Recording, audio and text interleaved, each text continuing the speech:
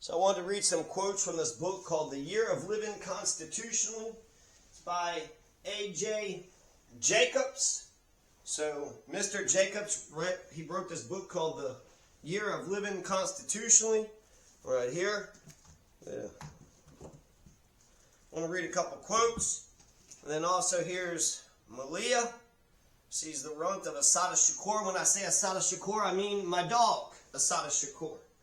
And I don't even know if Assata Shakur is still living. Let's see, Assata. I know that she was back in the 60s. She was big and prominent. Yeah, I guess so. She's in Cuba right now, but she's 77 years old. My Assata isn't even 1 year old yet. So this is Malia, and let's read The Year of Living Constitutionally. One man's humble quest to follow the Constitution's original meaning. I'm not the first to notice that we treat the Constitution and the Bible in similar ways. Scholars have long described the Constitution as the sacred text of our civic religion. Jefferson called the delegates demigods, and as with the Bible, there's an ongoing debate between those who say we should hew to the original meaning and those who say the meaning evolves. It's the originalist versus the living constitutionalist. The two camps have been around for decades, but in the past 5 years, the originalist has gained surprising power. 5 of the 6 conservative justices on the Supreme Court are originalists of some sort. John Roberts is the exception, a position that has affected their rulings on abortion, gun rights, and many other topics. I felt it was time I began prepping for a year of living constitutionally. Before I started my adventure, I figured I'd better sit down and actually read the Constitution. So on a random Thursday night, I set the mood. I lit a beeswax candle, settled into our most Spartan wooden chair, and unrolled my U.S. Constitution. It's a 4-page khaki-colored replica I bought on Amazon. Each crinkly page is the size of a poster. I'm accustomed to reading on the small glowing screens, so it was an awkward feeling. My wife, Julie, would be better at this. She still reads the print version of the New York Times, which I find charmingly archaic. So what's President Eisenhower up today, I'll ask, to which she'll respond, oh, because I'm reading it like they did in the 1950s, I get it. Good one. I soldiered on and read the first sentence.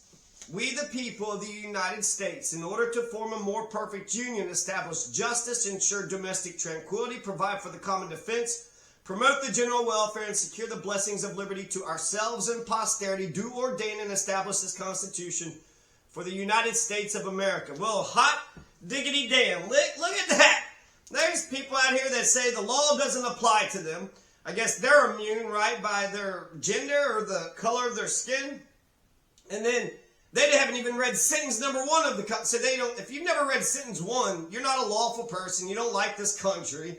You're illiterate, and you don't give a damn about other people who say, "Hey, why don't you read the first sentence of the Constitution?"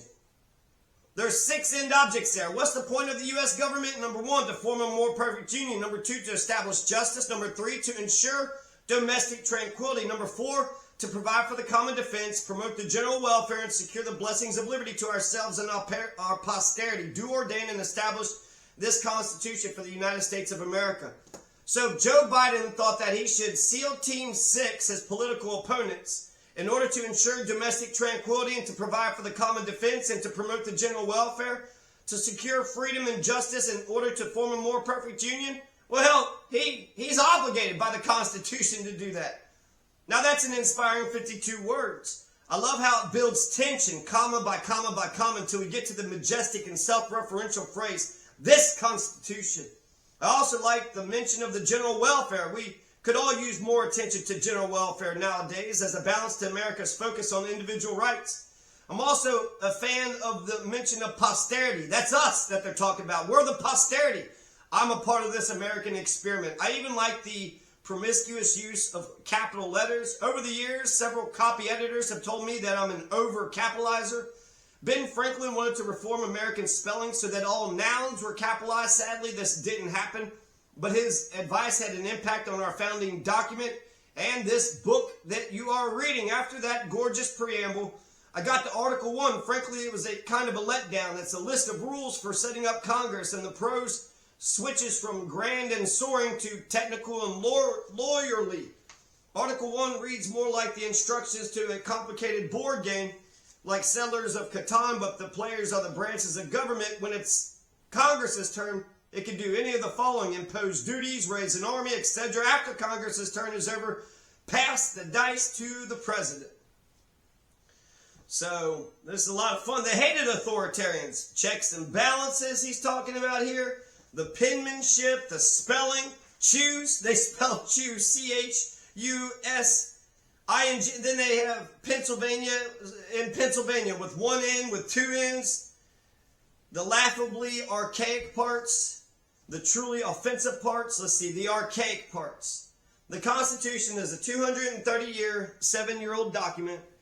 So it's no shock that some sections are dated, but parts are practically written in another language. In Article 1, Congress is given the power to grant letters of marque and reprisal. I've never heard of such a thing. I googled the phrase, and it turns out it is basically government-sanctioned piracy. The preferred term is pirateering. If you got a letter of marque from Congress, it meant that as a private citizen, you could use your fishing vessel to intercept enemy ships and seize their goods. The permits were actually hugely important at the time. Congress granted hundreds of such letters during the Revolutionary War, and we probably would not have a country without them. Privateers captured nearly 2,000 British ships, seizing everything from cannons to barrels of sherry. Congress hasn't granted any letters of marque since 1815, but the rule is still on the books. And I made a mental note: borrow my friend's Paul's water skiing boat and ask Congress for a letter of marque. Huh? What do you think? Malia. All right, I'm going to read just 3 more pages of this book, and then that's it. The Ninth Amendment principle that Americans have implied rights beyond those expressly stated have a profound impact on landmark decisions, including ones about contraception and abortion. Consider Griswold v. Connecticut, 1965. Which I mentioned earlier in the book. Warren's court said that Americans have the right to use contraception in their own homes because the Constitution contains an unwritten right to privacy. Justice William O. Douglas wrote the decision. He said you could spot the right to privacy in such passages as the Fourth Amendment's prohibition against unreasonable searches and seizures. Douglas said that the Fourth Amendment helps form penumbras. Penumbra and emanations that implied the unwritten right to privacy. Conservatives have mocked the decision ever since for its woo-woo, hippy-dippy wording. You don't often hear the word penumbra, which means shadow, unless it's to make fun of living constitutionalism. But Douglas's decision has been enormously influential. Liberal justices used the unwritten rights to privacy and bodily autonomy when they ruled in Roe v. Wade that the Constitution guarantees a right to an abortion. To be clear, it's not that conservatives totally dismiss the unenumerated rights. Most conservatives and originalists would agree that the unwritten rights are real. It's more of a battle over what those hidden rights are and how expansive they could be. A related debate concerns what the Ninth Amendment means by unenumerated rights. Where do those rights come from? Do new rights emerge as society changes, or have the rights always been there? Even in 1791, but the founders didn't bother to list them since they thought they were too self-evident. You can make an argument either way. Professor Amar says he prefers the idea that new rights emerge. One of the core unenumerated rights of the people under the Ninth Amendment is the people's right to discover and embrace new rights, he argues. True or not, he's got the right to that opinion. Huzzah! Fighting American royalty. It's been 7 months, so I do a quick mental check-in. One theme. I'm nervous. Reading history and the news is stoking my fears that my kids could end up living in an authoritarian state. Democracy is fragile. Which is why I want to commend early America's passion for its new form of elected government and its disdain for all things monarchical, aristocratic, and hereditary. I like the Constitution's titles of nobility clause, which forbids the government from bestowing noble titles on its citizens. But the anti-monarchy energy in early America went beyond the law. After we won our independence, we tried to purge our language of royalty. We removed titles such as king wherever we could. King Street in several states became Congress Street.